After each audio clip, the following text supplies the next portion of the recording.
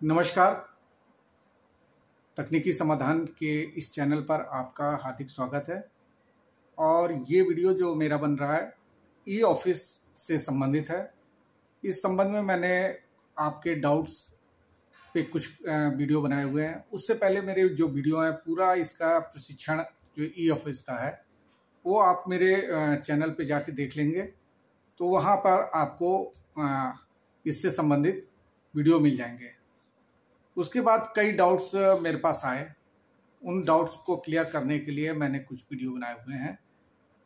आपका डायराइज के वीडियो हैं और ई फाइल का है।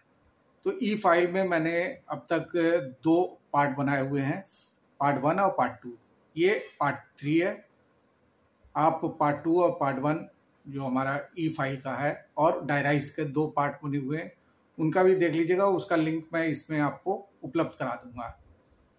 तो जिन दोस्तों ने अभी तक इस चैनल को सब्सक्राइब नहीं किया तो वो अभी सब्सक्राइब कर लेंगे, ताकि जो अगले आपके डाउट्स हैं और ई ऑफिस से रिलेटेड जो भी आप मेरे वीडियो बनेंगे यहाँ पे वो आपको उपलब्ध हो जाएंगे।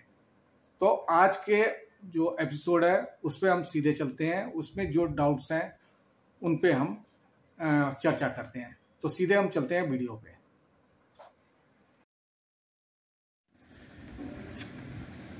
क्रिएटेड सेक्शन में आपको कौन सी फाइलें मिल सकती हैं, ये पहला डाउट्स इसमें आया हुआ है। तो क्रिएटेड सेक्शन में वे सभी फाइलें मिलेंगी आपको जो तो बनाई तो गई हैं लेकिन अभी तक किसी को भेजी नहीं गई हैं। वो सारी फाइलें आपको क्रिएटेड सेक्शन में उपलब्ध होंगी।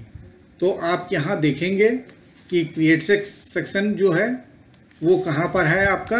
आप यहाँ इन बॉक्स में आप देख रहे होंगे ये क्रिएटेड सेक्शन है, इन बॉक्स है, फिर क्रिएटेड है। तो इसमें आप देखेंगे कि कंप्लीटेड में हो सकती है फाइल या ड्राफ्ट में हो सकती है। तो ये डाउट्स क्लियर हो गया कि क्रिएटेड सेक्शन में कौन सी फाइलें मिलेंगी। आपको वो फाइलें मिलेंगी जो आपने क्रिएट तो कर ली हैं मगर अभी आपने किसी को भेजी नहीं है। अगर भेज देते तो वो सेंड ऑप्शन में मिलती है आपको। पर जो देख रहे होंगे कि यहाँ पे ये फाइल हमारी, ये फाइल आपको यहाँ पर दिख जाएगी कि ये पार्क में सामने आ गई है। ये पहला नंबर पे ये पार्क हो गई है फाइल, ठीक है।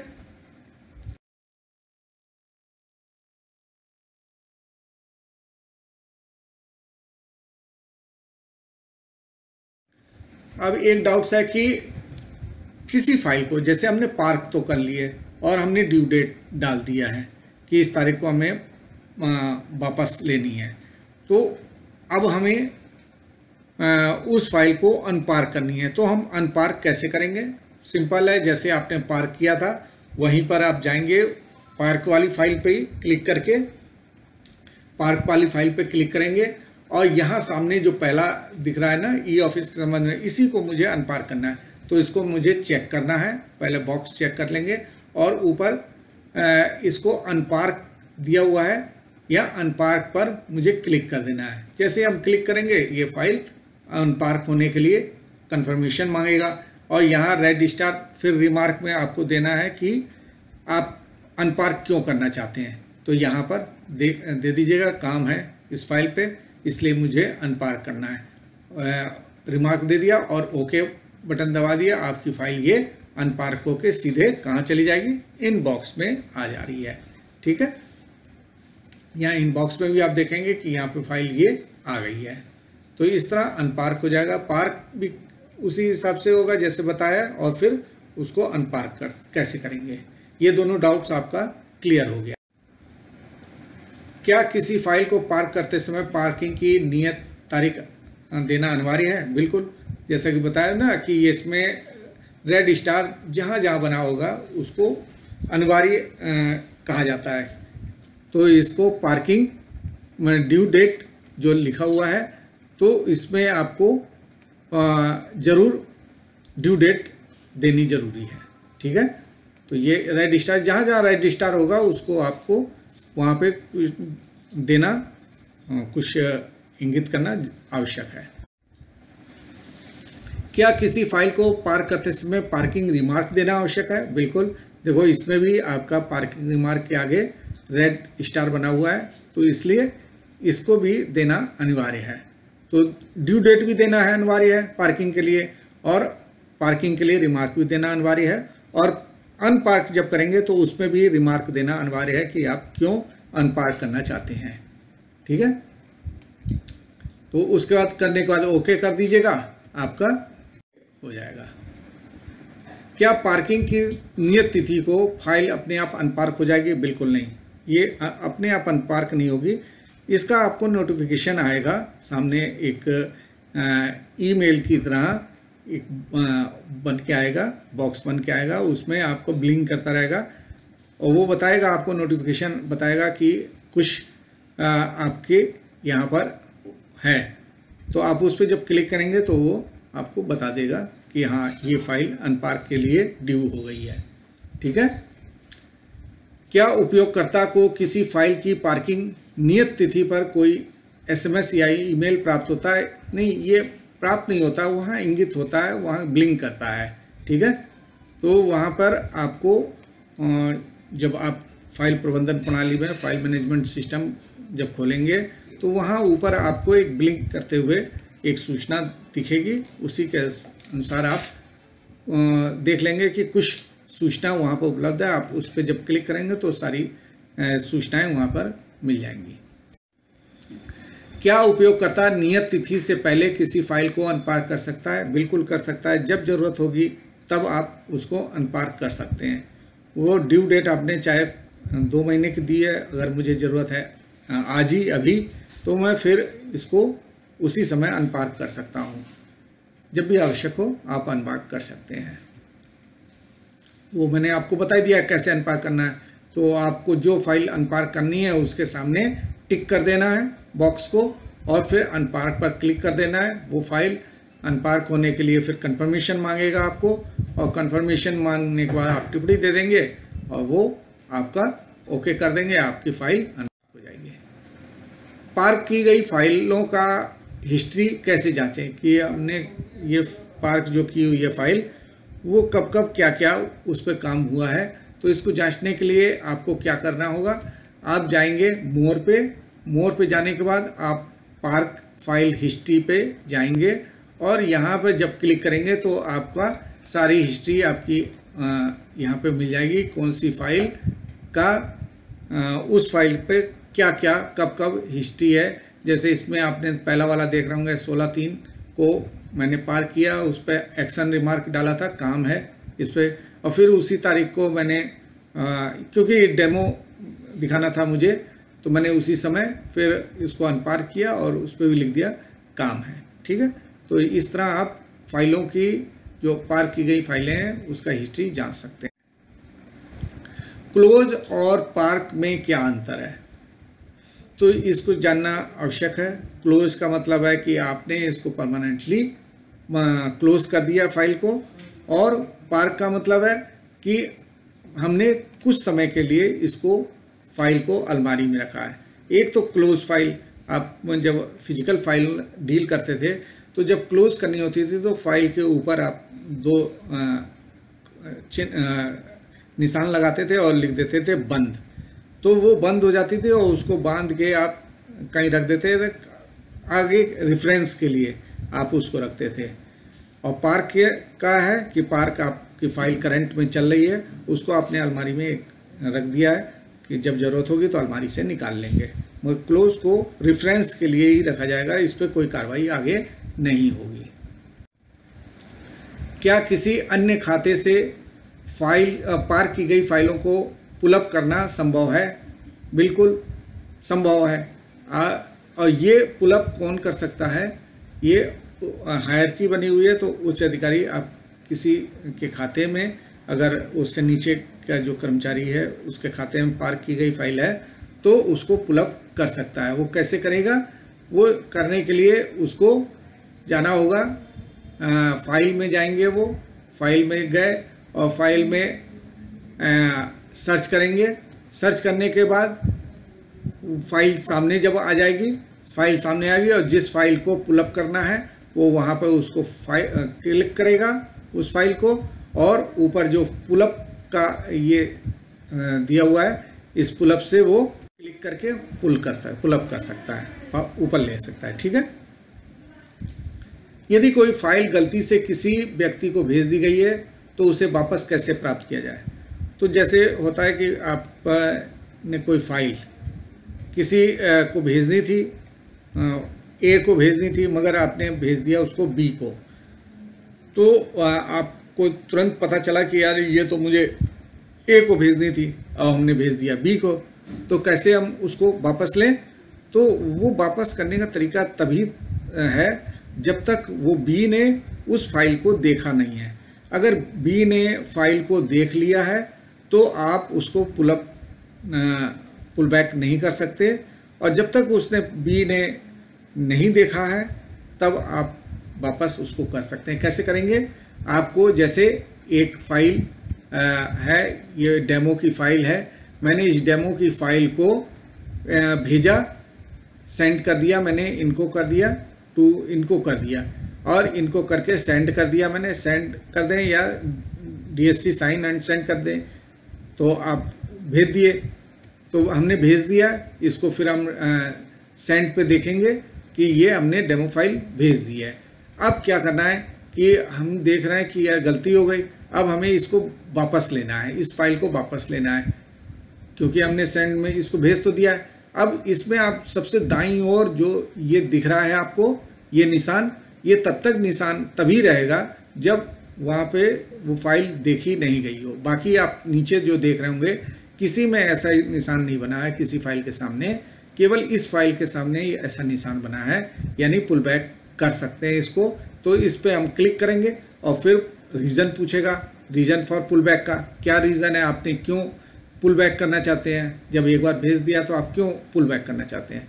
तो आप यहाँ रिमार्क देंगे, रिमार्क देना ज़रूरी है क्योंकि इसमें भी क्या है, रेड स्टार बना हुआ है। तो आप यहाँ पे लिख देंगे गलती से हमने भेजी है, करने के बाद यहाँ पर रिमार्क दिया और ओके किया, और ये फाइल आपके फिर इनबॉक्स में चली आएगी। यहाँ आप देख रहे होंगे ये फाइल हमारे इनबॉक्स में वापस आ गई है।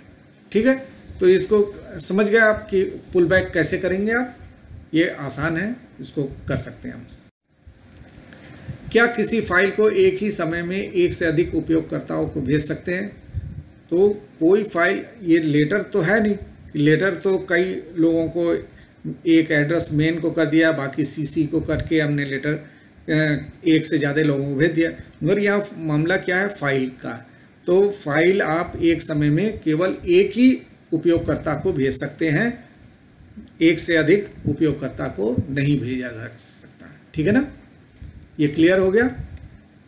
क्या सेंड से फाइलों को रेफर करना संभव है, यानी कि सेंड फाइल है, भेजी गई ये फाइल है, उसको रेफर करना संभव है। बिल्कुल नहीं, सेंड फाइलों को रेफर करना संभव नहीं है, क्योंकि वो फाइल आपके पास है ही नहीं है, तो रेफर कैसे करेंगे आप किसी को। ठीक है, तो वो सेंड फाइलों को रेफर करना संभव नहीं है।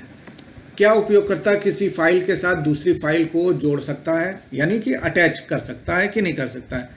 वो अटैच कर सकता है, इसका ये प्रावधान दिया हुआ है कि एक फाइल जैसे भेजी जा रही है, उसमें कुछ मुद्दे ऐसे हैं कि जो दूसरी फाइल में उपलब्ध हैं, तो हम उस फाइल के साथ दूसरी फाइल को अटैच कर सकते हैं। कैसे करेंगे ये आप देख लीजिएगा कि एक फाइल कोई है, जैसे ये डेमो की फाइल है, आपने इसको ओपन किया और ओपन करने के बाद ये फाइल ओपन हुई है, और यहाँ जाएंगे आप अटैचमेंट पे, अटैचमेंट पे आपने क्लिक किया, यहाँ दो आपको मिल रहा है, एक फाइल का, एक रिसिप्ट का।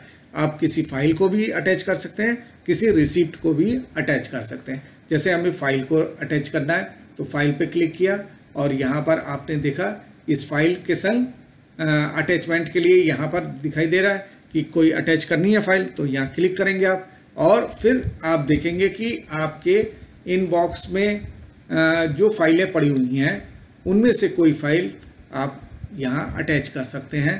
तो किसी एक फाइल को, जैसे पहले ही वाला है जो मेरा है, ये ई-ऑफिस के संबंध में, इसको मैंने चेक किया आगे बॉक्स को और अटैच पे क्लिक किया। ये फाइल अटैच होने से पहले फिर वो अलर्ट पूछेगा कि क्यों आप अटैच करना चाहते हैं या श्योर हैं आप कि अटैच करना ही चाहते हैं। अगर अनश्योर हैं कि श्योरिटी नहीं है आपकी तो इसको कैंसिल कर सकते हैं। अगर आप श्योर हैं कि इस फाइल को अटैच करनी है तो आप यहाँ रीज़न रिमार्क देंगे, तो रिमार्क के आगे भी रेड स्टार है तो यहाँ देना ज़रूरी है। तो आप कहेंगे हाँ मैं श्योर हूँ कि इस फाइल को मैं अटैच करना चाहता हूँ, हाँ लिख के ओके कर देंगे। ये फाइल आपकी यहाँ पे आप देख रहे होंगे ये फाइल अटैच हो गई है। तो ये सिंपल है कि अटैच कैसे कर सकते हैं। इसी तरह आप रिसिप्ट को भी अटैच कर सकते हैं और फाइलें हैं और फाइलों को भी अटैच कर सकते हैं संदर्भ के लिए। किसी फाइल के साथ अटैच दूसरी फाइल को डिटैच कैसे करेंगे। तो ठीक है, ये तो अटैच करना तो बता ही दिया। अब वहीं अटैचमेंट पे आप जाएंगे, सीधे अटैचमेंट पे गए और इस फाइल को हमने सेलेक्ट किया, जिस फाइल को हमें डिटैच करनी है इस फाइल को सेलेक्ट किया और यहाँ पर जो आप दाईं ओर देख रहे हैं दो बटन है, अटैच फाइल, डिटैच फाइल, इसको सेलेक्ट किया और डिटैच पे क्लिक किया और फिर अलर्ट पूछेगा क्या आप इस फाइल को डिटैच करना चाहते हैं। आप रिमार्क देंगे हाँ और ओके कर देंगे, ये फाइल डिटैच हो जाएगी। ठीक है ना। आप यहाँ देख रहे होंगे, ये देख रहे हैं कि अटैचमेंट का भी आपका पूरा हिसाब किताब दे दिया उसने कि अटैचमेंट रिमार्क भी है और फिर यहाँ डिटैचमेंट का रिमार्क भी हाँ कर दिया है, यानी डिटैच होके ये फाइल कहाँ चली गई, आपके इनबॉक्स में चली गई है। यहाँ पर आ गई है आपकी फाइल। ठीक है, इनबॉक्स में। क्या उपयोगकर्ता दो इलेक्ट्रॉनिक फाइलों को मर्ज कर सकता है। मानिए क्या है कि दो फाइलें आपकी हैं, उनको क्या मर्ज करके एक में कर सकता है। तो ये बिल्कुल नहीं कर सकता। वो अटैच कर सकता है, अटैचमेंट के द्वारा एक फाइल के साथ दूसरी फाइल अटैच कर सकता है, दोनों फाइलों को मर्ज नहीं कर सकता। ठीक है ना, ये फाइल मर्ज नहीं कर सकता है। क्या उपयोगकर्ता किसी फाइल को हटा सकता है। हटा माने सकता है क्या, उन्हें डिलीट कर सकता है कि नहीं। तो वो डिलीट नहीं कर सकता है। जब नंबर जनरेट हो गया तो आप उस फाइल को हटा नहीं सकते। हाँ, उसका जो विवरण है उसको आप एडिट के द्वारा आप उसमें संशोधन कर सकते हैं, मगर फाइल हटेगी नहीं अगर जनरेट हो गई तो।